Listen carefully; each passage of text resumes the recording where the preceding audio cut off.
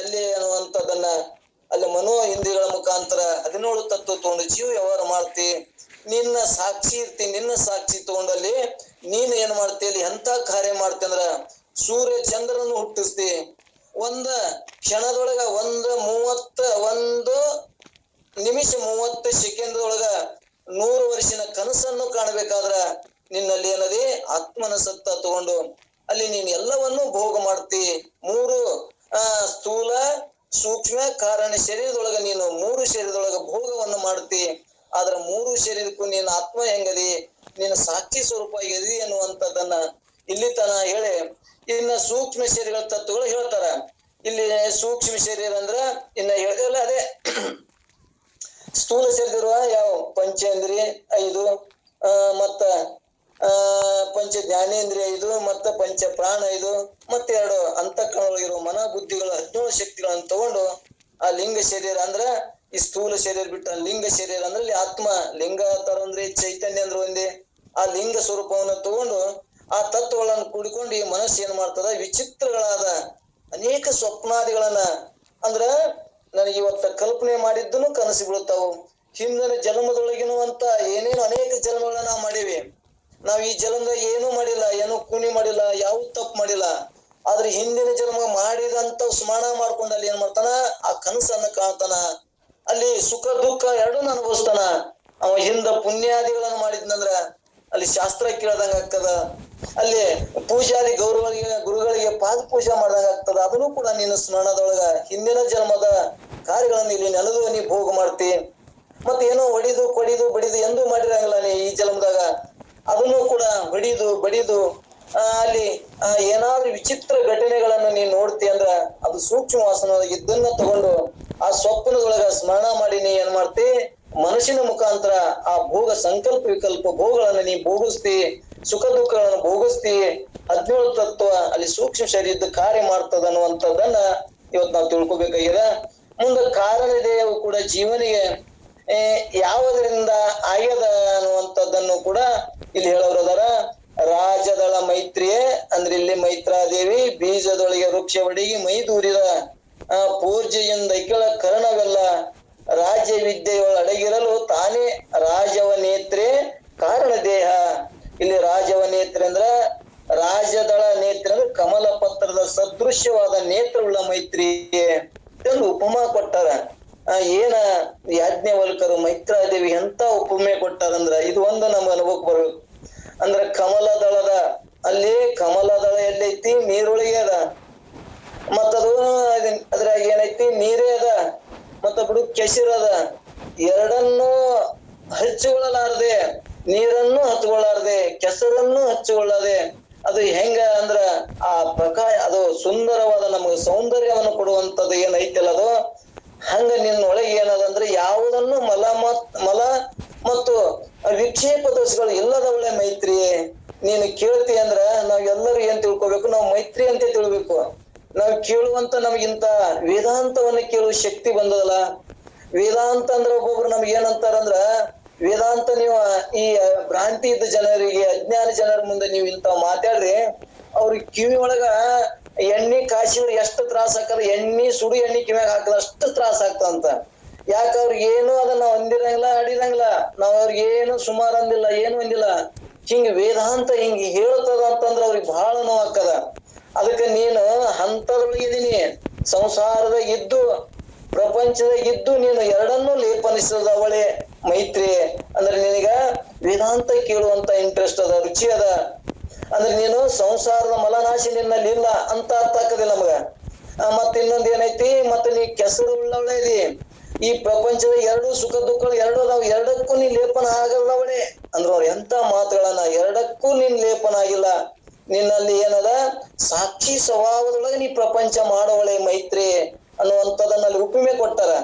ಆ ಉಪಮೆ ಜ್ಞಾನ ನಮಗ ನಾವು ಸತ್ಸಂಗ ಕೇಳಕತ್ತೇವಂದ್ರ ನಾವು ಕೂಡ ಅದೇ ಮೈತ್ರಿ ಉಳ್ಳವರಿ ಅಂತ ಹಿಂಗ್ ಭಾವ ಮಾಡ್ಬೇಕು. ಅದನ್ನ ಬಿಟ್ಟು ನಾವ್ಯಾಕ ಹಂಗಾಗ್ತೇವಿ ಹಿಂಗಾಗ್ತೇವಿ ಅಂತೇಳಿ ಅಲ್ಲಿ ಯಾರು ಇರ್ತಾರ ಭ್ರಾಂತಿ ಒಳಗ ಬರ್ತದ ಮಾತ. ಇಲ್ಲಿ ನಾವು ಕೇಳೋರ್ದೇವಂದ್ರ ನಮ್ಮಲ್ಲಿ ಭ್ರಾಂತಿ ಇಲ್ಲ, ಅಜ್ಞಾನ ಇಲ್ಲ. ಆದ್ರ ಇದನ್ನ ಶ್ರವಣ ಕೇಳ್ತೇವೆ, ಆದ್ರ ಮನನ ಕಡಿಮೆ ಅದ. ಮನನಕ್ಕೆ ಇನ್ನಿಷ್ಟು ನಾವು ಲಕ್ಷ್ಯ ಕೊಟ್ಟೇವಂದ್ರ ಆವಾಗ ತಾನೇ ನಿಧಿಧ್ಯಾಸನ ಅನ್ನೋದು ಆ ಸ್ಥಿತಿ ಅನ್ನೋದು ತಾನೇ ಬರ್ತದ. ಮನನಕ್ಕೆ ಹೋಗು ಅನ್ನುವಂಥದ್ದನ್ನ ಇಲ್ಲಿ ಮೈತ್ರಾದೇವಿಗೆ ಏನ್ ಹೇಳ್ಕೊಂಡು ಬಂದಾರ, ಇಲ್ಲಿ ರಾಜದವಳ ನೇತ್ರೆ ಅಂದ್ರೆ ಕಮಲ ಪತ್ರ ಸದೃಶ್ಯವಾದ ನೇತ್ರವುಳ್ಳ ಮೈತ್ರಿಯೇ. ಇಲ್ಲಿ ನಾ ಹೇಳ್ತೀನಿ ಕೇಳು, ಬೀಜದಲ್ಲಿ ವೃಕ್ಷವಡಿಗೆ ಅಂದ್ರ ಒಂದು ದೃಷ್ಟಾಂತ ಕೊಡ್ತಾರೆ. ಬೀಜದೊಳಗೆ ವೃಕ್ಷವಡಿಗೆ ಮೈ ದೂರಿದ ಪೂಜೆಯಿಂದ ಐಕಿಳ ಕಾರಣವಲ್ಲ. ಇಲ್ಲಿ ಒಂದು ಆಲದ ಮರದ ಬೀಜ ದೃಷ್ಟಾಂತ ಕೊಡ್ತಾರಲ್ಲಿ.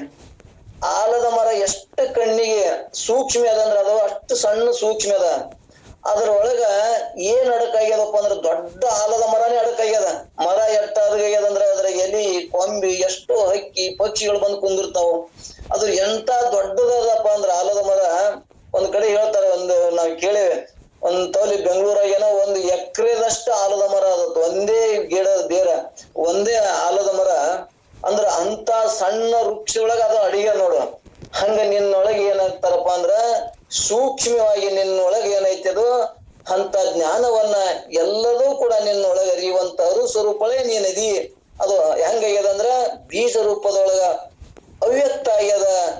ಅದು ಒಮ್ಮೆ ಯಾವಾಗ ಅದು ಏನಾಗ್ತದಂದ್ರ ಅವ್ಯಕ್ತ ಆಗಿದ್ದು ಒಮ್ಮೆ ವ್ಯಕ್ತ ಆಗ್ತದ. ಇದು ಏನಾಗ್ಯದ ಅವ್ಯಕ್ತವಾಗಿ ಬೀಜದೊಳಗೆ ಹೆಂಗ ಕಾಣ್ಲಾರ್ದೆ ಮರ ಅಡಿಕೆ ಆಗ್ಯದ, ಹಂಗ ನಿನ್ನೊಳಗೆ ಏನದಲ್ಲ ವ್ಯಕ್ತ ಆಗುವಂತ ಆ ಬೀಜ ರೂಪದೊಳಗ ಅದ ಮೈತ್ರಿ ಅಂತಿಲ್ಲ. ಅವ್ರು ಏನ್ ಹೇಳ್ತಾರಂದ್ರ ಅಂತ ಮೈತ್ರಿ ನಾವ್ ಇದನ್ನ ತಿಳಿಯಾಕತ್ತೇವಿ, ಇದು ಅರ್ಥ ಆಗಕತ್ತಂದ್ರ ನನ್ನೊಳಗ ಆತ್ಮ ಅನ್ನೋ ಎಂತಹ ಸೂಕ್ಷ್ಮ ಅದಾನ, ಹೆಂಗ ಕಾರ್ಯ ಮಾಡ್ತಾನ.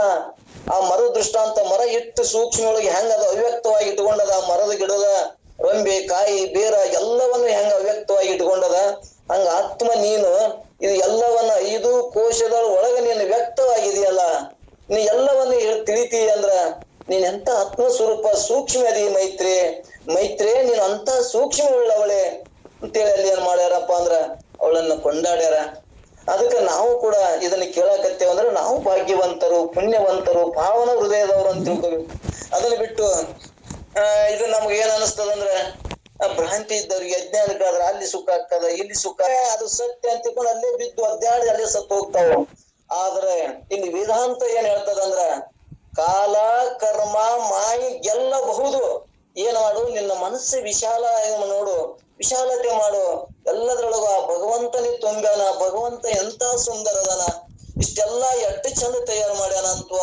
ಹಿಂಗ ನಿನ್ನ ಮನಸ್ಸು ವಿಶಾಲ ಆಯ್ತು ಅಂದ್ರ ನಿನಗೇನ್ ತೋರ್ತದ, ಎಲ್ಲವೂ ಕೂಡ ಭಗವಂತನ ರೂಪ ಎಷ್ಟು ಸುಂದರ ಅದ, ಎಂತ ಶಕ್ತಿ ಅದಲ್ಲ, ಎಂತವ ನನ್ನ ಒಳಗಡಿ ಕೂತಾನಲ್ಲ, ನಾನು ನೋಡದೆ ಇಷ್ಟು ವರ್ಷ ನನ್ನ ಜೀವನವನ್ನ ವ್ಯರ್ಥಗಳನ್ನಲ್ಲ ಅನ್ನುವಂಥದ್ದನ್ನ ನಮ್ಗೆ ಹಿಂಗ ವಿಚಾರಕ್ಕೆ ಬರಕತ್ತು ಅಂದ್ರ ಅವಾಗ ನನಗೇನ್ ಅನಿಸ್ತದ, ಇಲ್ಲಿ ಕಮಲ ದಳದವುಳ್ಳ ಮೈತ್ರಿ, ಕಮಲ ಪತ್ರದ ಸದೃಶ್ಯವಾದ ನೇತ್ರವುಳ್ಳ ಮೈತ್ರಿ, ನಿನ್ ಇಂತ ನೋಡುವಂತ ದೃಷ್ಟಿ ಬರ್ಲಿ, ಜಗತ್ತನ್ನ ವಿಶಾಲವಾಗಿ ನೋಡುವಂತ ಮೈತ್ರಿ ಅನ್ನುವಂಥದ್ದನ್ನ ನಾವು ಕೂಡ ಆ ಭಗವಂತನನ್ನು ಎಲ್ಲದರೊಳಗೂ ಕಾಣುವಂತ ನಾವು ನೇತ್ರ ಉಳ್ಳವಳಾಗೋಣ ಅನ್ನುವಂಥದ್ದನ್ನ ಇಲ್ಲಿ ಅವ್ರು ಬಹಳ ಚಂದ ಒತ್ತು ಕೊಟ್ಟು ಹೇಳ್ಯಾರ. ಅದಕ್ಕೆ ಇಲ್ಲಿ ಅಜ್ಞಾನ ಅವಿದ್ಯದೊಳಗ ಈ ದೇಹ ನಾನು ಇದು ಏನ್ ಅಜ್ಞಾನ ಆಗ್ಯದಲ್ಲ, ನಾನು ಹುಟ್ಟಿನಿ, ನಾ ಇಂಥ ಕುಲದಾಮದಿನಿ, ನಾ ಇಂಥ ಸೌಕರ್ಯದಿನಿ, ಇಂಥ ಬಡವ, ಏನ ನನಗೇನ ಅಜ್ಞಾನ ಬರ ಅಂತೇಳಿ ಸಿಕ್ಕು ಒದ್ದಾಡಕತ್ತೀನಲ್ಲ, ಹಿಂಗೆ ನಿನ್ನ ಮನಸ್ಸನ್ನು ಸ್ವಲ್ಪ ವಿಶಾಲ ಮಾಡಿದೆ ಅಂದ್ರ ಈ ಕಾಲ ಅಂದ್ರೆ ಹುಟ್ಟು ಸಾವನ್ನು ಗೆಲ್ಲಬಹುದು. ಈ ಮಾಯಿ ಏನ್ ನಮ್ಗ ಬಂಧನ ಮಾಡ್ಯದಲ್ಲ, ಮಾಯಿ ನಮ್ಗ ಹೊರಗೆ ಬಿಡೋದಲ್ಲ, ಸೂಕ್ಷ್ಮವಾಗಿ ನಮಗ ಹಗ್ಗ ಗಂಟೆ ಹಾಕ್ಯದದು ಎಷ್ಟು ಸೂಕ್ಷ್ಮ ಆಗ್ಯದಂದ್ರ ನಾವ್ ನೋಡ್ಬೋದು. ಇವತ್ತ ಕತಿ ಕುರಾಣ ಎಲ್ಲದಾಗ ಕೇಳ್ತೇವಿ, ಎಂತ ಜೇಲ ಮುರಿದು ಹೊರಗೆ ಬಂದವ್ರು ಅದಾರ, ಇವತ್ತ ಹಗ್ಗ ಕಟ್ಟದವ್ರು ಹೊರಗೆ ಬಂದವ್ರು ಅದಾರ, ಏನೇನೋ ಹಂಗ 20 ಮಂದಿ ಹಿಡಿದವ್ರು ಹೊರಗೆ ಬಂದವ್ರು ಅದಾರ.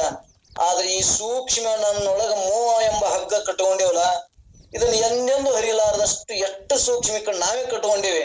ನಾವೇ ಕಟ್ಕೊಂಡು ಅದಕ್ಕೆ ಹೊರಗೆ ಹೋಗಕ್ ಬರ್ಲಾರ್ದಂಗ ಸಿಕ್ಕು ಒದ್ದಾಡ್ತೇವೆ. ಇವತ್ತ ನಾವು ಹೊರಗಿನ ಲೌಕಿಕವಾದ ಪ್ರಯತ್ನ ಮಾಡಿದ್ರೆ ನಾವು ಏನ್ರ ಮಾಡಿ ಹೊರಗೆ ಬರ್ತೇವೆ. ಇವತ್ತ ಸಾಲ ಕೋಟಿಗಳೇ ಸಾಲ ಮಾಡ್ಯಾನಪ್ಪ ಸಾಯ್ತಾನ ಅಂತೇವೆ, ಆದ್ರೂ ಇವತ್ತ ಸಾಲ ಮುಟ್ಸಿ ಹೊರಗೆ ಬಂದವ್ರು ಅದಾರ. ಇವತ್ತ ಏನೇನು ದುಃಖಗಳಿಂದ ದಾಟಿ ಹೊರಗೆ ಬಂದಾರ, ಜೈಲ್ನಾಗ ಇದ್ದವ್ರು ಹೊರಗೆ ಬಂದವ್ರು ಅದಾರ. ಆದ್ರೆ ಈ ಮೋಹ ಎಂಬ ಜಾಲಾಗಿದ್ದವ್ರು ಎಂದೂ ಮಾತ್ರ ಹೊರಗೆ ಬರುದಿಲ್ಲ. ಅವರು ಅಂತ ಹಗ್ಗವನ್ನೇ ಕಟ್ಟಿಕೊಂಡು ಆ ಮೋಹ ಜಾಲದೊಳಗೆ ಬಿದ್ದು ಒದ್ದಾಡಿ ಸಾಯ್ತಾರ. ಅದಕ್ಕಿಲ್ಲಿ ಮೈತ್ರಿ ನೀನು ಅಜ್ಞಾನವನ್ನ ಗೆದ್ದವಳೆ, ಕಾಲ ಕರ್ಮ ಮಾಯೆಯನ್ನು ಗೆದ್ದವಳೆ.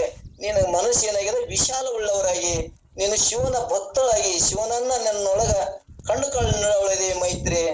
ಆ ಶಿವನನ್ನ ನಿನ್ನೊಳಗ ಕಂಡುಕೊಳ್ಳವಳದೆ ಮೈತ್ರಿ ಅನ್ನುವಂಥದ್ದನ್ನ ಅಂತ ಮೂರು ನೀವು ಆರಯ್ಯ ಸತ್ವ ತಮೋ ಗುಣ ಮಿಶ್ರದಿಂ ದೊರೆತಂತೆ ತೋರಿ ಮೋಹಿಸುತ್ತಿರ್ಪವು. ಅಂದ್ರೆ ಇಲ್ಲಿ ನಮಗೇನಪ್ಪಾ ಅಂದ್ರ ಈ ದೇಹಗಳಲ್ಲಿ ಸತ್ಯ ಅಂತ ನಾವು ನಂಬ್ಕೊಂಡ ಸಂಬಂಧ, ವಿಚಾರ ಮಾಡಿದ ಸಂಬಂಧ ನಮಗ ಸತ್ವ ತಮೋ ಇವು ಏನದಾವಲ್ಲ ಮಿಶ್ರದಿಂದ ಸತ್ವ ರಜ ತಮೋ ಗುಣಗಳಿಂದ ಊರಂತೆ ಅಂದ್ರ ಚೆನ್ನಾಗಿ ತೋರಿ ಪ್ರತೀತಿಯಾಗಿ ನಮ್ಗೇನ್ ಮಾಡ್ತಾವ, ಮೋಹವನ್ನು ಉಂಟು ಮಾಡ್ತಾವು ಮೈತ್ರಿ. ಈ ಮೂರು ಗುಣಗಳಿಂದ ನಮಗ ಹಿಂದಿನ ವಾಸನ ಮುಖಾಂತರ ಮತ್ತೆ ಈ ಜನ್ಮದೊಳಗೂ ಕೂಡ ಇಂಥ ಜ್ಞಾನವನ್ನ ನಾವು ಪಡ್ಕೋಬೇಕು ಅಂತ ವಿಚಾರ ಇಲ್ಲಾರ ಸಂಬಂಧ ನಮಗೇನಾಗ್ಯದಪ್ಪ ಅಂದ್ರ ಇದ್ದದ್ದನ್ನ ಮರೆಸಿ, ನಾನು ಆತ್ಮನೇ ಇದ್ರು ಕೂಡ ಇದ್ದದ್ದನ್ನ ಮರೆಸಿ ನಮಗೇನು ತೋರ್ಯದಂದ್ರ ಈ ಮೋಹ ಅಂದ್ರ ಈ ಮೋಹದೊಳಗ ಸುಖ ಅದ ಅಂತೇಳಿ ಈ ಗುಣಗಳ ಮುಖಾಂತರ ತಮೋ ಗುಣಗಳ ರಜೋ ಗುಣಗಳ ಅಧಿಕ ಇದ್ದ ಸಂಬಂಧ ನಮಗೆ ಇಲ್ಲಿ ತೋರಕತ್ತದ ಮೈತ್ರಿ. ನೀನು ಸುಕೃತಿ ಪುಣ್ಯವಂತಳೆ ಮೈತ್ರಿ ಅನ್ನುವಂಥದ್ದನ್ನ ಇಲ್ಲಿ ಅವ್ರು ಒತ್ತು ಕೊಟ್ಟು ಹೇಳೋದ್ರ, ನೀನ್ ಹೆಂಗದಿ ಆತ್ಮನಿ ಹೆಂಗದಿ ಭಾವ ಜೀವಾತ್ಮ ಆರಬ್ಧ ಭೋಗಕ್ಕೆ ನೀನ್ ಹೆಂಗದಿ, ನಿನ್ನ ಆತ್ಮ ನೀ ಹೆಂಗದಿ ಸ್ವಯಂ ಪ್ರಕಾಶ ರೂಪನಾದ ಜೀವಾತ್ಮನಿಗೆ ನೀನ್ ಹೆಂಗದಿ. ಹಿಂದಕ್ಕೆ ಅದೇ ನುಡಿ ಒಳಗೆ ಹೇಳಿದ್ರು, ಜೀವಾತ್ಮ ಹೆಂಗದನ ಸ್ವಯಂ ಪ್ರಕಾಶದನ. ಇವ್ ಇನ್ನೊಂದ್ರ ಯಾವುದರ ಪ್ರಕಾಶ ಬೇಕನ್ನೋದು ಇಲ್ಲ, ತನ್ನ ಪ್ರಕಾಶದೊಳಗೆ ತಾಯಿವ ಬೆಳಗವದನ. ಇವು ಕುಳ್ಕಾದ ಇಂದ್ರಿಯಗಳು ವಿಷಯಗಳು ಏನಪ್ಪಾ ಅಂದ್ರೆ ಪರಪ್ರಕಾಶದಿಂದ ಇವು ತೋರ್ತಾವು. ನೀನ್ ಹೆಂಗದಿ ಸ್ವಯಂ ಆತ್ಮ ಹೆಂಗದನ ಸ್ವಯಂ ಪ್ರಕಾಶದನ ಅಂತೇಳಿ ನಾವು ಆತ್ಮ ಲಕ್ಷಣ ಬಂದು ಬಹಳ ಹೇಳ್ಕೊತ ಬಂದಿವಿ ಎಲ್ಲರಿಗೆ. ಆತ್ಮ ಸತ್ತು ಚಿತ್ತು ಆನಂದ ನಿತ್ಯ ಪರಿಪೂರ್ಣ ಅದನ. ಒಬ್ಬನೇ ಆತ್ಮ ಇಲ್ಲಿ 5 ಪ್ರಕಾರ ಕಾರ್ಯ ಮಾಡ್ತಾನ. ನೀನು ಒಬ್ಬನೇ ಇದಿ. ನೀನು ನಮ್ಗ್ ದೃಷ್ಟಾಂತ ನಮ್ಗ ಇವತ್ತನ ಹೇಳ್ಕೊತ ಬಂದ್ರು. ಏನ್ ಹೇಳಿದ್ರು, ನೀನು 3 ಕಾಲದಾಗದಿ. ಇವು ಒಂದೊಂದು ದೇಹದೊಳಗೆ ಅವ್ರಿಗೆ ಒಂದು ಕಾಲದಾಗ ಇರ್ತಾವ, ಒಂದ್ ಕಾಲದಾಗ ಇರುವುದಿಲ್ಲ. ನೀನು 3 ಕಾಲದಾಗ ಎಲ್ಲವನ್ನೂ ಅರಿತಿ, ಅರು ಸ್ವರೂಪ ನೀನದಿ. ಮತ್ತ ನೀನು ಹೆಂಗದಿ ಚಿತ್ತು ಅಂದ್ರ ಎಲ್ಲವನ್ನೂ ಬೆಳಗ್ತಿ. ಎಲ್ಲಾ ಇಂದ್ರಿಯಗಳಿಗೆ ಬೆಳಕಾಗೋದಾದ್ರೆ ಸ್ವತಃ ಸೂರ್ಯ ಚಂದ್ರ ಹೊರಗಿಂದ ಇಟ್ಟು ಬೆಳಗ್ತಾವು. ನೀನು ಒಳಗೆ ಏನೈತಿ ಅನ್ನೋದು ಯಾರು ಬೆಳಗ್ತಾರ, ನೀನು ಸ್ವಯಂ ಪ್ರಕಾಶದಿಂದ ನೀನು ಬೆಳಗ್ತಿ. ಹೆಂಗ್ ಬೆಳಗ್ತಿ ಅಂದ್ರೆ ನಾವು ಸಾಕಷ್ಟು ದೃಷ್ಟಾಂತ ಕೊಟ್ಟಿವಿ. ನಾವ್ ಇವತ್ತು ಕೌದಿ ಹೊಚ್ಕೊಂಡು ಮನ್ಯಾಗ ಅಮಾಸಿದ ಕತ್ಲಾ ಬಾಗಿಲ ಹಾಕೊಂಡು ಮಕ್ಕೊಂಡಿವಿ. ಅವ ನೀನ್ ಸ್ವಪ್ನದೊಳಗೆ ಏನ್ ಮಾಡ್ತಿ, ಎಲ್ಲಾ ಬಿತ್ತಿ ಬೆಳಿತಿ ಏನೇನೋ ಭೋಗ ಮಾಡ್ತಿ. ಎದ್ರ ಬೆಳಕಲಿಂದ ಅಲ್ಲಿ ಸೂರ್ಯ ಚಂದ್ರನ ಹುಡ್ಸಿ, ಅಲ್ಲಿ ಪೃಥ್ವಿ ಹುಡ್ಸಿ, ಎಲ್ಲವನ್ನು ಹುಡ್ಸಿ, ಅಲ್ಲಿ ಜಲವನ್ನು ಹುಡ್ಸಿ, ಜಲದ ಮ್ಯಾಗ ನೀನು ಇದು ತಗೊಂಡು ಹಡಗು ತಗೊಂಡು ಹೋದಂಗ್ ಮಾಡ್ತಿ. ಎಲ್ಲವನ್ನು ನೀನ್ ಅಲ್ಲಿ ಭೋಗ ಮಾಡ್ತಿ. ಆ ಭೋಗ ಮಾಡ್ಬೇಕಾದ್ರೆ ಅಲ್ಲಿ ಯಾರು ಪ್ರಕಾಶ ಅದ? ಅವು 5 ಭೂತಗಳು ನಿನ್ನ ಒಳಗದ. ಅವನು ಅಲ್ಲಿ ಅಂದ್ರೆ ಇಲ್ಲ, ಸೂಕ್ಷ್ಮ ನಿನ್ಗೇನೋ ಅವು 5 ಭೂತಗಳದ ಕಾರ್ಯ ಇಲ್ಲ. ಆದ್ರೂ ಕೂಡ ನೀನ್ ಎಲ್ಲವನ್ನು ಮಾಡ್ತಿ ಅಂದ್ರ ಮತ್ತೆ ಇಲ್ಲಿ ಯಾರು ಮಾಡ್ತಾರ ಅಂದ್ರೆ ನೀನ್ ಏನದಿ, ನಿನ್ನ ಆತ್ಮ ಹೆಂಗದ ಅಂದ್ರ ಇಲ್ಲಿ ಚಿತ್ತು ಸ್ವಯಂ ಪ್ರಕಾಶ ಇದಿ. ಅಲ್ಲಿ ಏನೂ ಇಲ್ಲದಾಗ ನಾವು ಎಲ್ಲಾ ಕತ್ತಲ ಮುಕ್ಕೊಂಡ್ರು ಕೂಡ ಎಲ್ಲವ ಕಾರ್ಯಗಳನ್ನ ಮಾಡ್ತೇವಪ್ಪ ಅಂದ್ರ ಅಲ್ಲಿ ನೀನು ಸ್ವಯಂ ಪ್ರಕಾಶ ಇದಿ ಅಂತೇಳಿ ನಮ್ ಪ್ರತ್ಯಕ್ಷ ಅನುಭವ. ಇದು ವೇದಗಳ ಉಪನಿಷತ್ ನಮ್ಗೆ ಏನು ಬೇಕಾಗಿಲ್ಲ, ಇದು ನಮ್ಗೆ ಪ್ರತ್ಯಕ್ಷ ಅನುಭವ. ನಾವು ದಿನ ನಿತ್ಯ ಕಾಣ್ತೇವೆ. ಅದಕ್ಕೆ ಇಂತ ನಾನು ಸ್ವಯಂ ಪ್ರಕಾಶನದೀನಿ ಅನ್ನುವಂಥದ್ದನ್ನು ಈ ಪದ್ಯದೊಳಗೆ ಹೇಳ್ಕೊತ ಬಂದ್ರು. ಮತ್ತೆ ನೀನು ಆನಂದ ಸ್ವರೂಪನೇ ನೀನದಿ. ನೀನ್ ಏನದಿ ಆನಂದ ಸ್ವರೂಪದ ಸೂತ್ರ ಹೇಳಿದ್ರು. ಪ್ರಿಯ ಮೋದ ಪ್ರಮೋದ ಇಂದ್ರಿಯ ಒಳಗ ವಿಷಯದೊಳಗೆ ಏನಾಗದ ಹಂಗ ತೋರ್ಯದ. ನಿನ್ನ ಪ್ರತಿಬಿಂಬ ಅವಿರ್ಭವಾಗಿ ಅಲ್ಲಿ ಇಂದ್ರಿಯೊಳಗ ಸುಖ ತೋರ್ಯದ, ವಿಷಯದೊಳಗ ಸುಖ ತೋರ್ಯದ. ಆದ್ರೆ ವಿಷಯದೊಳಗೆ ಇಲ್ಲವೇ ಇಲ್ಲ. ಅದು ನೀನು ಆತ್ಮ ಹೆಂಗದಿ ಆನಂದ ಸ್ವರೂಪನಿದಿ. ಅದಕ್ಕೆ ನೀನು ನಿತ್ಯ ಅದಿ, ಪರಿಪೂರ್ಣ ಅದಿ ಅನ್ನುವಂಥದ್ದನ್ನ ಒಬ್ಬನೇ ಆತ್ಮ 5 ಕಾರ್ಯಗಳನ್ನ ಮಾಡುವುದರಿಂದ ನಿನಗೇನ ಬತ್ತು ಅಂದ್ರೆ ಇಲ್ಲಿ ಸಾಕ್ಷಿ ಸ್ವರೂಪ ಅನ್ನುವಂಥದ್ದನ್ನ ನಮ್ಗೆ ಅನುಭವಕ್ಕೆ ಬರ್ತದ. ಅಂತ ಜ್ಞಾನವನ್ನ ಈ ಪಲ್ಲವಿಯೊಳಗ ಈ 17ನೇ ನುಡಿ ಒಳಗೆ ಎಲ್ಲ 11 ನುಡಿ ಮುಖಾಂತರ ಒಂದೊಂದು ನಮಗ ಪರಿಚಯ ಮಾಡಿಕೊಟ್ರು. ನಮ್ಗೆ ಒಂದೊಂದು ನಮ್ಗೆ ತಿಳಿಸಿ ಜ್ಞಾನವನ್ನ ಮಾಡಿಕೊಟ್ರು. ಇಷ್ಟು ಸೂಕ್ಷ್ಮ 5 ಕೋಶಗಳಿಗೆ ಈ ಕಾರಣ ಶರೀರಕ್ಕೂ ಸಾಕ್ಷಿಯಾಗಿ ಬೆಳಗುವಂತ ನಿನ್ನ ಸ್ವರೂಪ ಅದ. ನಿಮ್ದು ಏನಾಗ್ಯದ, ಭ್ರಾಂತಿ ಒಳಗ ಸೀಮಿತ ಬುದ್ಧಿ ಮಾಡ್ಕೊಂಡಿ ಈ ದೇಹವೇ ನಾನು, ದೇಹಕ್ಕೆ ಸಂಬಂಧಪಟ್ಟು ಜಗತ್ತೇ ಇಷ್ಟೆಲ್ಲ ಸತ್ಯ ಅಂತ ಏನ ನಿನ್ನ ಭ್ರಾಂತಿ ಅಜ್ಞಾನದಾಗ ತೋರ್ಯದಲ್ಲ. ವಿಚಾರ ಮಾಡಿ. ಈಗ ನಿನಗೇನದೆ, ನೀನು ವಿಚಾರ ಮಾಡುವಂತ ಶಕ್ತಿ ನಿನಗಲ್ಲಿ ಅದ.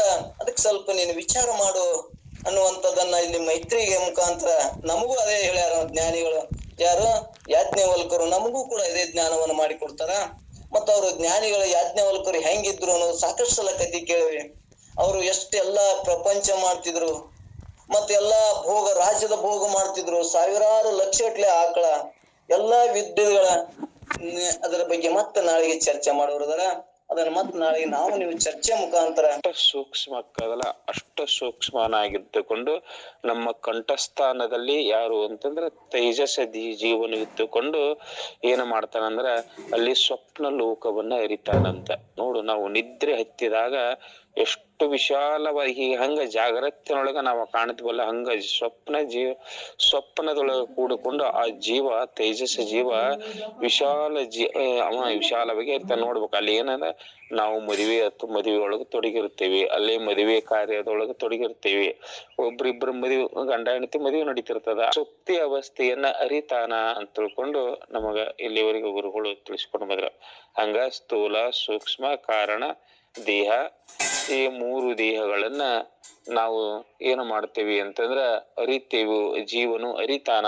ಸ್ಥೂಲ ದೇಹವು ನಾನಲ್ಲ, ಸೂಕ್ಷ್ಮ ದೇಹವು ನಾನಲ್ಲ, ಕೊನೆಗೆ ಹೇಳ್ತಾರೆ ಕಾರಣ ದೇಹವು ನಾನಲ್ಲ. ಇವುಗಳನ್ನ ಅರಿಯತಕ್ಕಂಥವನು ದಟ್ ಈಸ್ ಐ, ಅದು ನಾನು ಅಂದ್ರೆ ಏನು, ಅವನೇ ನಾನು, ಪರಮಾತ್ಮ ಸ್ವರೂಪ. ಇವು ಎಲ್ಲವೂ ಏನು ಮಾಡ್ತಾವ ಅಂತಂದ್ರ ಆತ್ಮ ನನ್ನನ್ನ ಇದಿರಿಟ್ಟುಕೊಂಡು ಅರಿತಾವ, ಅವನು ಇದಿರಿಟ್ಟುಕೊಂಡು ತಿಳಿತಾವ. ಆದ್ರೆ ಸ್ಥೂಲ ದೇಹವು ನಾನಲ್ಲ, ಸೂಕ್ಷ್ಮ ದೇಹವು ನಾನಲ್ಲ, ಮತ್ತೆ ಕೊನೆಗೆ ಕಾರಣ ದೇಹವು ನಾನಲ್ಲ. ಇವು ಏನು, ಇವುಗಳನ್ನ ಇದಿರಿಟ್ಟು ಅರಿಯತಕ್ಕಂಥವನು ನಾನು ಬೇರೆ ಇದ್ದೇನೆ. ಇನ್ನೊಂದು ಹೇಳಿದವರು ಏನು, ಪಂಚಕೋಶಗಳಿಲ್ಲರ ಪ್ರಾಣಮಯ ಕೋಶವು ನಾನಲ್ಲ, ಅನ್ನಮಯ ಕೋಶವು ನಾನಲ್ಲ. ಸ್ಥೂಲ ದೇಹದಲ್ಲಿದ್ದುಕೊಂಡು ಅನ್ನಮಯ ಇರ್ತಕ್ಕಂಥ ಅನ್ನಮಯ ಕೋಶವು ನಾನಲ್ಲ, ಅದು ನನ್ನಿಂದ ಅರಿಸಿಕೊಳ್ಳುತ್ತದೆ. ಅದನ್ನ ಇದಿರಿಟ್ಟ ಅರಿಯತಕ್ಕಂಥವನು ನಾನು ಬೇರೆ ಇದ್ದೇನೆ ಅಂತ ತಿಳ್ಕೊಂಡು ಹೇಳಿದ್ರು. ಮುಂದ ಪ್ರಾಣಮಯ, ಮನೋಮಯ, ವಿಜ್ಞಾನಮಯ ಕೋಶಗಳು ಇವು ಸೂಕ್ಷ್ಮ ದೇಹಕ್ಕೆ ಸಂಬಂಧಪಡ್ತಾವ. ಅದರಂತೆ ಪ್ರಾಣಮಯ ಕೋಶವು ನಾನಲ್ಲ, ಪ್ರಾಣಮಯ ಕೋಶ ನಾನಲ್ಲ, ಅನ್ನಮಯ ಕೋಶ ನಾನಲ್ಲ, ವಿಜ್ಞಾನಮಯ ಕೋಶವು ನಾನಲ್ಲ. ಇವುಗಳನ್ನ ಅರಿಯತಕ್ಕಂಥವನು ನಾನು ಬೇರೆ ಇದ್ದೇನೆ. ಘಟದ್ರಷ್ಟ ಘಟದ್ ಭಿನ್ನ ಅನ್ನಂಗ ಘಟವನ್ನ ಅರಿಯತಕ್ಕಂಥವನು ನಾನು ಬೇರೆ ಇದ್ದೇನೆ, ಇವುಗಳು ಬೇರೆ ಅದಾವ. ಇವು ನನ್ನ ಸತ್ತೆಯನ್ನ ತೆಗೆದುಕೊಂಡು, ನನ್ನ ಸತ್ತ ತೆಗೆದುಕೊಂಡು ಕೆಲಸ ಮಾಡ್ತಾವ ಅಂತ ತಿಳ್ಕೊಂಡು ನಮಗ ಎಲ್ಲಿವರೆಗೂ ಕೂಡ ತಿಳಿಸಿಕೊಂಡು, ಕೊನೆಗೆ ಏನು ಅಂತಂದ್ರೆ ಆನಂದಮಯ ಕೋಶ ಅದು ಕೂಡ ನಾನಲ್ಲ. ಅದು ಏನು ಅಂತಂದ್ರೆ ಅದು ಸ್ಥೂಲ, ಸೂಕ್ಷ್ಮ, ಕಾರಣ, ಶರೀರಕ್ಕೆ ಸಂಬಂಧಪಟ್ಟತೆ. ಅದು ಆನಂದಮಯ ಕೋಶವು ನಾನಲ್ಲ, ಅದು ನನ್ನದು ಅಲ್ಲ, ಅದು ಕಿಂತು ಜಡವಾಗಿರ್ತದೆ, ಅದು ನಾನಲ್ಲ. ಅದನ್ನ ಅರಿಯತಕ್ಕಂಥವನು ನಾನು ಬೇರೆಯಾಗಿದ್ದೇನೆ ಅಂತ ತಿಳ್ಕೊಂಡು ನಮಗ ಇಲ್ಲಿವರೆಗೆ ಹೇಳ್ಕೊಂಡು ಅದಕ್ಕ ನಿಜಗೊಂಡು ಬರ್ತಾರೆ ನೋಡಿ ಜ್ಞಾನಪ್ರತಿಪಾದನ ಸ್ಥಳದೊಳಗೆ. ಮೂರು ತನುವಿಡಿದು ತೋರುವ ಮೂರು ಜೀವತ್ರಯದ ಗುಣವೃತ್ತಿಗೊಳಗಾದ ದೂರು ಒಡೆಯದ ಪ್ರತ್ಯೇಗಾತ್ಮ ಸ್ವರೂಪ ತಾನೆಂದರಿತ ಮೇಲೆ ಬಹುಮಾಲೆಯುಂಟೆ ಅಂದ್ರು ನೋಡ್ರಿ. ನಿಜಗೊಂಡ್ರು ಅಂದ್ರ ನನಗೆ ಹುಟ್ಟು ಸಾವುಗಳದಾವನ, ಇಲ್ಲ ಆತ್ಮನ ಲಕ್ಷಣ ಹೇಳಿದ್ರು ಅವರು. ಆತ್ಮನಿಗೆ ಹುಟ್ಟು ಸಾವುಗಳದಾವೇನು? ಅವನು ಆತ್ಮನು ಹುಟ್ಟುವವನಲ್ಲ, ಸಾಯುವನಲ್ಲ, ಯಾವಾಗಲೂ ಇರತಕ್ಕಂಥವನು. ಅಂದ್ರೆ ತ್ರಿಕಾಲ ಬಾಧ್ಯವಾದವಾಗದ ವಸ್ತುವೇ ದಟ್ ಈಸ್ ಐ, ಅದು ನಾನು. ತ್ರಿಕಾಲ ಅಂದ್ರೆ ಮೂರೂ ಕಾಲದಲ್ಲಿ ಇರತಕ್ಕಂಥವನು ನಾನು. ಅವನು ನನಗ ಏನಿಲ್ಲ, ಹುಟ್ಟು ಇಲ್ಲ, ಸಾವು ಇಲ್ಲ, ಏನೂ ಇಲ್ಲ. ಇವು ಹುಟ್ಟು ಸಾವುಗಳು ಏನದಾವ, ಈ ಸ್ಥೂಲ ದೇಹಕ್ಕದಾವ, ಸೂಕ್ಷ್ಮ ದೇಹಕ್ಕದಾವ, ಕಾರಣ ದೇಹಕ್ಕದಾವ. ಇವೆಲ್ಲವುಗಳನ್ನ ಅರಿಯತಕ್ಕಂಥವನು ನಾನು ನಾನು ಅಂತ ತಿಳ್ಕೊಂಡು ಹೇಳಿದ್ರು.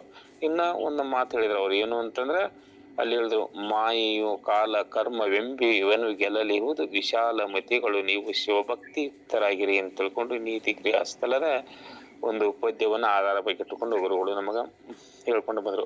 ಮಾಯೆಯು ಕಾಲ ಕರ್ಮ, ಮಾಯೆ ಕಾಲಕರ್ಮ ಮಾಯೆ ಕಾಲಕರ್ಮವನ್ನು ಗೆಲ್ಲಲಿರುವುದು ವಿಶಾಲ ಮತಿಗಳು ನೀವು ಶಿವಭಕ್ತಿ ಯುಕ್ತರಾಗಿರಿ. ನಾವು ಭಕ್ತಿಯನ್ನ ಮಾಡಿ ಭಗವಂತನನ್ನ ಒಲಿಸಿಕೊಂಡು ನಾವು ಏನು ಮಾಡುವಂತಂದ್ರೆ ಮಾಯೆಯನ್ನ ಗೆಲ್ಲಲಿಕ್ಕೆ ಬರ್ತದ. ಮುಂದೆ ಕಾಲನನ್ನು ಮಾಯೆಯು ಕಾಲವನ್ನ ಗೆಲ್ಲಲಿಕ್ಕೆ ಬರ್ತದ. ಮಾಯೆಯು ಕಾಲ ಕರ್ಮ ಅಂದ್ರೆ ಕರ್ಮಗಳನ್ನು ಕೂಡ ಗೆಲ್ಲಲಿಕ್ಕೆ ಬರ್ತದ ಅಂತ ತಿಳ್ಕೊಂಡು ನಮಗ ಹೇಳ್ಕೊಂಡು ಬಂದ್ರ. ಹಂಗ ಮಾಯೆಯು ಕಾಲ ಕರ್ಮ ಎಂಬಿವನು ಗೆಲ್ಲಲಿಹುದು ವಿಶಾಲ ಮತಿಗಳು ನೀವು ಶಿವಭಕ್ತಿ ಯುಕ್ತರಾಗಿರಿ ಅಂತ ತಿಳ್ಕೊಂಡು ಪೂಜಾರಿ ನಮಗ ಹೇಳ್ಕೊಂಡು ಬಂದ್ರ. ಒಟ್ಟಿನ ಮೇಲೆ ಹೇಳಲಿಕ್ಕೆ ಕಾರಣ ಏನು ಅಂತಂದ್ರ, ಈ ಕಣ್ಣಿಗೆ ಕಾಣತಕ್ಕಂತ ಇದು ಶಂಕರ ಭಗವತ್ಪಾದರುಗಳಂತೆ ಏನು ಅಂದ್ರ ಬ್ರಹ್ಮ ಸತ್ಯ ಜಗನ್ಮಿತ್ಯ ಜೀವೋ ಬ್ರಹ್ಮ ಇವನಾಪರ ಅನ್ನುವಂಗ ಕೇವಲ ಆ ಪರಮಾತ್ಮನು ಒಬ್ಬನೇ ಸತ್ಯನಾಗಿದ್ದಾನೆ. ಈ ಕಣ್ಣಿಗೆ ಕಾಣತಕ್ಕಂತ ಈ ಜಗತ್ತು ಇದು ಮಿಥ್ಯದ ಅಂತ ತಿಳ್ಕೊಂಡು ನಮಗ ಇಲ್ಲಿವರೆಗೆ ಅವರು ಪೂಜ್ಯರು ನಮಗ 17ನೇ ಒಂದು ಸೂತ್ರದಲ್ಲಿ ಹೇಳ್ಕೊಂಡು ಬಂದ್ರು. ಹಂಗ ಇಲ್ಲಿ ಏನು ಅಂತಂದ್ರ ಒಟ್ಟಿನ ಮೇಲೆ ಅವರ ಕೊನೆಗೆ ಹೇಳಿದ್ರು ಏನು ಅಂತಂದ್ರ, ಕಮಲ ಪತ್ರದಂತೆ ವಿಸ್ತಾರವುಳ್ಳ ನೇತ್ರವುಳ್ಳ ಮೈತ್ರಿಯೇ ಕೇಳು. ಒಂದು ಉದಾಹರಣೆ ಹೇಳಿದ್ರು, ಬೀಜದಲ್ಲಿ ಪತ್ರ ಪುಷ್ಪ ಫಲಾದಿಗಳಿಂದ ಒಡಗೂಡಿರುವ ಗಿಡವೆಲ್ಲ ಅಡಗಿಕೊಂಡಿರುವಂತೆ ಈ ಸಕಲ ತತ್ವಗಳು ತಮಗೆ ಕಾರಣವಾದ ಅವಿದ್ಯೆಯಲ್ಲಿ ಅಡಗಿಕೊಂಡಿರಲು ಅದಕ್ಕೆ ಕಾರಣ ದೇಹವೆಂದು ಕರೆಯುತ್ತಾರೆ ಅಂತ ತಿಳ್ಕೊಂಡು ಹೇಳ್ಕೊಂಡು ಬಂದರು. ನೋಡ್ರಿ ಅಲ್ಲಿ ಏನ್ ಹೇಳಿದ್ರು ಅಂತಂದ್ರೆ, ಇದನ್ನೇ ನಿಜಗೊಂಡ್ರು ಕೂಡ ಎಲ್ಲಿ ಅಂತಂದ್ರೆ ಶಿವಕಾರುಣ್ಯ ಸ್ಥಳದೊಳಗ ಆಲದ ಮರದ ವೃಕ್ಷದ ಒಂದು ಹೇಳಿದಾರೆ. ಯಾವ ಪದ್ಯದೊಳಗಂದ್ರ, ಕಾಯ ಬಿಡಿದ ಆತ್ಮರಾಶಿಗೆ ಪರತರ ಮುಕ್ತಿಗೆ ಉಪಾಯವಿದೆ ನಿಜ ಶಿವ ಮಂತ್ರವನ್ನು ಅನ್ನುವಂತಕ್ಕಂತ ಪದ್ಯದೊಳಗೆ ಇದನ್ನೇ ಕೂಡ ಹೇಳ್ಕೊಂಡು ಬಂದ್ರು.